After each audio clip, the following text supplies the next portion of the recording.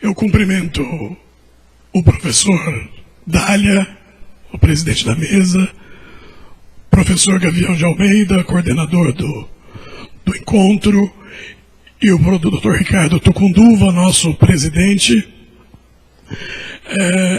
Assim, cumprimentando a todos também, aos professores, às autoridades, os alunos, e me pergunto, depois de tanto debate, depois de tanta coisa, o que um esquisito professor de História do Direito pode contribuir para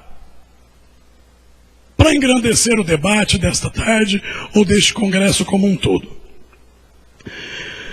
Eu anotei algumas coisas,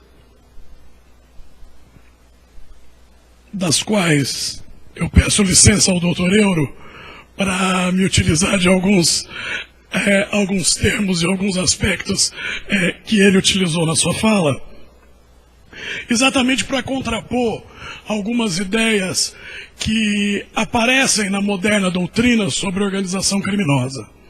Convencionou-se, de uma forma ou de outra, a se dizer ou se ensinar que as organizações criminosas surgiram no século XIX na Itália.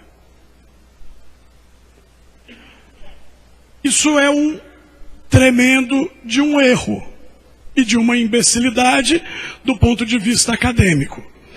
Desde a antiguidade, nós podemos vislumbrar aspectos de organizações criminosas. Não com esse nome, não com a definição da lei de 2013. Mas quando eu digo antiguidade, eu estou pensando naquela máxima que todos os estudantes do direito ouviram na sua primeira aula na faculdade, cujo professor disse, ubi societas ibi ius, onde a sociedade há direito. E onde há sociedade, há o homem corrompido. E onde há o homem corrompido, há o não direito. A organização criminosa nada mais é do que um não direito, do que o direito do avesso, do que a ordem jurídica pré-estabelecida e construída no Ocidente há 3.000 anos, desvirtuada e levada a um outro ponto. O ponto em que é autorizado o mal, o crime, a banalidade da dignidade humana. O professor Eugênio Zaffaroni escreve na sua obra que é inútil buscar o crime organizado na Antiguidade, na Idade Média, na Ásia, na China, na pirataria. O professor Euro citou os piratas ingleses e piratas escoceses. Por que é inútil? Na palestra de manhã, o palestrante nos lembrou da figura romana do tribuno da plebe. Quantas vezes um tribuno da plebe, através de plebiscito, impediu a construção de um aqueduto ou de uma via, porque as pessoas envolvidas naquela construção estavam envolvidas em crimes. Então nós podemos vislumbrar resquícios do direito romano, como nós podemos vislumbrar resquícios do direito medieval também. Só para alguns esclarecimentos de qualquer natureza, se estabelece que em 1860 a Cosa Nostra é criada na Itália. Em 1644, durante a dinastia Ming, é criada a organização chinesa mais antiga de que nós temos conhecido, chamado Tríade, que vai atuar em Hong Kong até 1842. No Japão feudal, lembrando que o feudalismo no Japão vai durar bem mais do que no resto do Ocidente, nós temos a formação da Yakuza. Mas nós não podemos esquecer, isso eu já não posso me esquecer de maneira nenhuma, graças à minha ascendência, de que a experiência italiana nos traz e nos mostra e nos ilustra os aspectos principais de uma organização mafiosa. Mas diferente da organização surgida como Cosa Nostra, eu vou conversar com vocês sobre uma outra organização, sobre uma outra entidade, que surgiu bem antes da Cosa Nostra e que ilustra muito bem o que é uma organização criminosa hoje, independente do país em que ela se encontre. Essa organização criminosa, não vou chamar de organização criminosa, eu vou mudar o nome para família. Se chamava Família Borgia. Creio que todos já ouviram falar. Uma família espanhola que se estabelece na Itália no século XV e que muda o nome de Borja para Borgia, para ficar mais italianizado, e que a partir de 1455, essa data é importante, 1455, estabelece um programa de poder em toda a Península Italiana, seja ao sul, seja ao norte, desculpe, com as conexões com o Ducado de Milão e de Ferrara, seja ao sul com o Reino de Nápoles e das duas Sicílias, e estabelece um programa de influência para aquisição não só de vantagens financeiras, mas de implementação de poder. Isso acontece em 1455, quando Alfonso Borja é eleito Papa com o nome de Calixto III. Calixto III, com 77 anos, numa primeira providência, nomeia seus sobrinhos e seus primos cardeais da Igreja Católica. Calixto III reestrutura a cúria de uma organização muito mais antiga que a família Borgia, que é a Igreja Católica Apostólica Romana, para que a Igreja vire um instrumento de propagação de poder da sua família. Alguns anos mais tarde, com este poder já consolidado, um sobrinho de Alfonso Borja, chamado Rodrigo Borgia, é eleito Papa com o nome de Alexandre VI, Alessandro VI, no ano de 1492. Não vamos nos esquecer que nós estamos no auge, historicamente falando, das navegações ibéricas. A América é descoberta.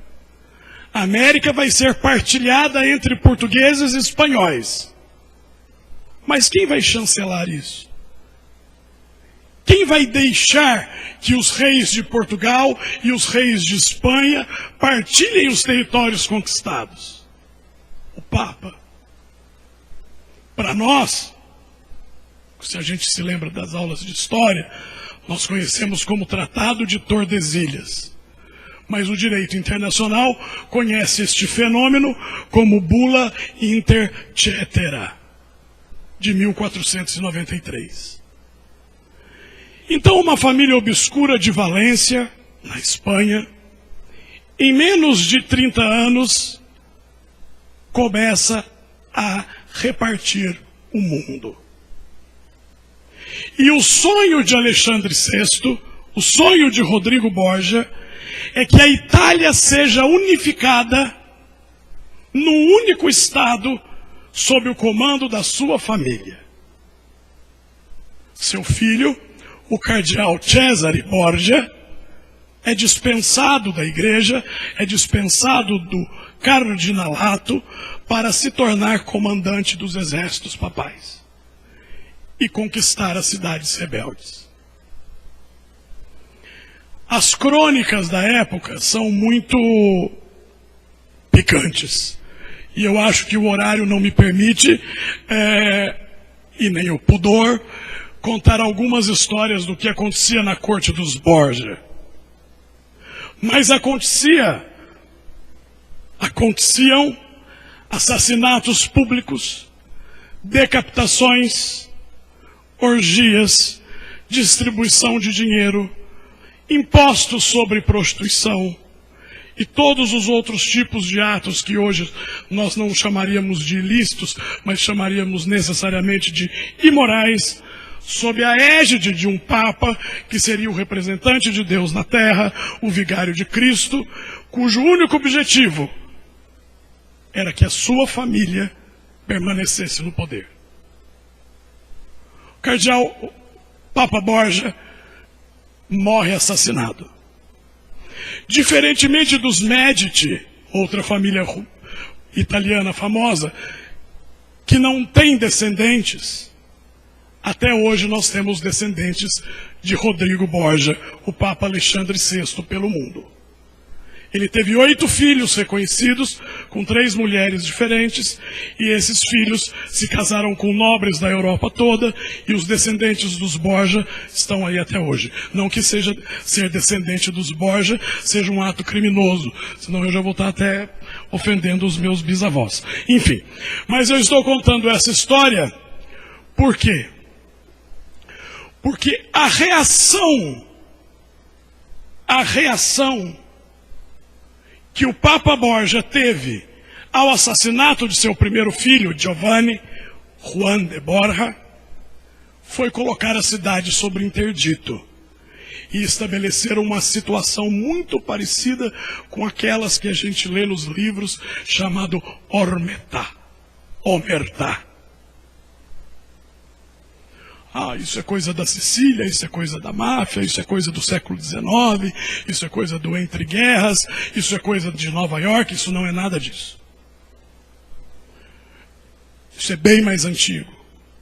A intimidação, a lei do silêncio, a imposição de sanções físicas ao descumprimento das determinações do capo.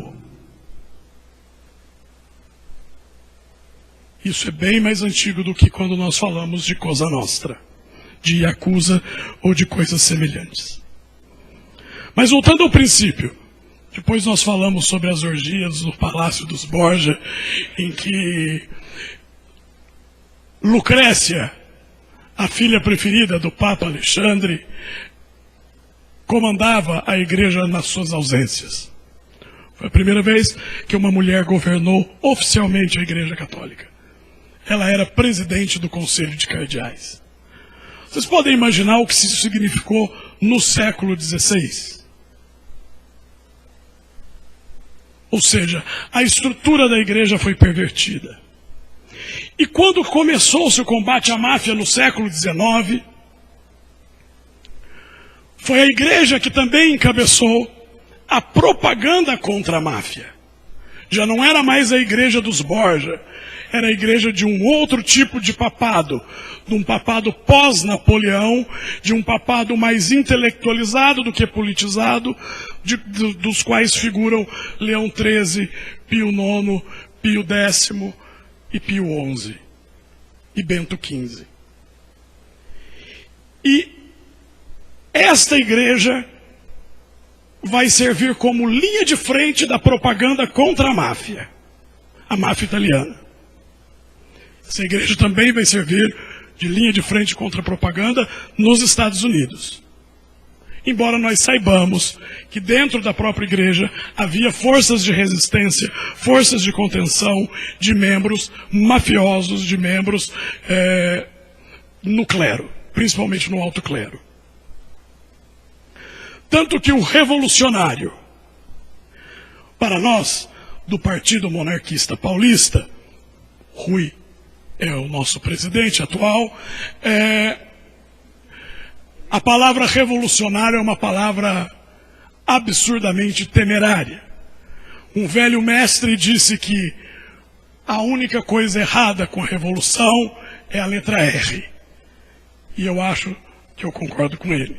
Que todas as revoluções acabam por ter um momento escuro, um momento negro, um momento sanguinolento. A evolução é preferível à revolução. Mas um revolucionário chamado Giuseppe Mazzini, do século XIX, que tinha conexões íntimas contra a máfia, recebeu da igreja a contrapropaganda: máfia, Mazzini autoriza furtos, incêndios e assassinatos. A máfia nada mais seria do que um acróstico. Enfim, encerrando a minha participação. A organização criminosa é um não direito.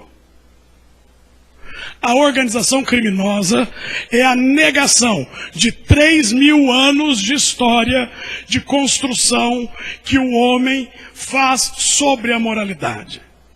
A partir do momento em que o homem se pega perverso, se surpreende capaz de fazer o mal, ele cria o direito para contê-lo.